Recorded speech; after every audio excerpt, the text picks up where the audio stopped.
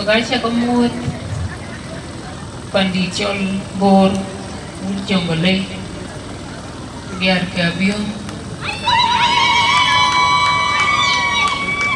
reception ni cak loy ini hei banner belu gacha jar belu ria ya Amer ni Ajak terima dia Ajak ni mana nyanagar manongkang agar duit chol kau dah kilo log dah kilo cirap chol dil raptin kolnya narit palwat temadi ke gerap kok dia pergi uwi ke rap yang kadi beti rapi na jangan panjol jong state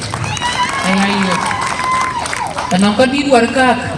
abi jang abakadu nere panjol jong kale kurang muncul Abiong panjol jong Sudan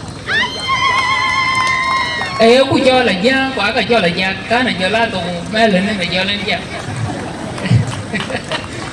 thì có bao giờ cái chân bên và coi gì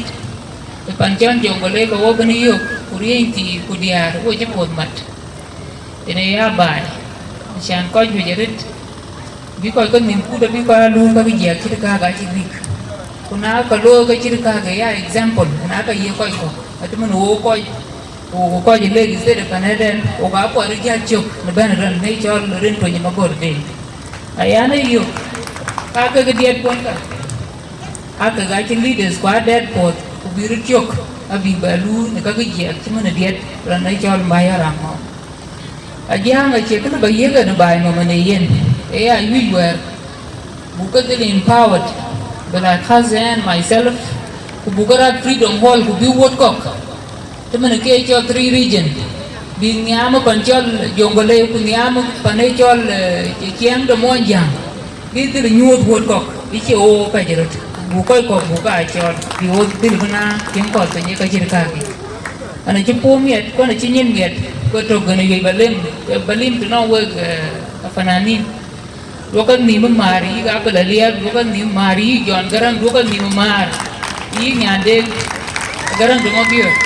oka mi mari majanga gonatin aka dil point birian kan bi lokal e walen to an majaga ne jamre na chirun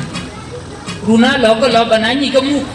kai nyei lokpi arin ke ko ji ka luer bai wara yu ka pan chol jongole ne jogaratin ayo ko ayo ko mi bu na ko ju mi bu bida jam gun nyak yan waga chale aja I wish you all the best today in your performance ko jala fanani ne ke kiban bi ko ne tiang ko pe ko ga cha ka le ba kri ju ba lo ba no mane to ri ji ki lo ru ji ba ba lo la ra ji ret amwan ba ko ja lo ne ti ko ga cha thu ka le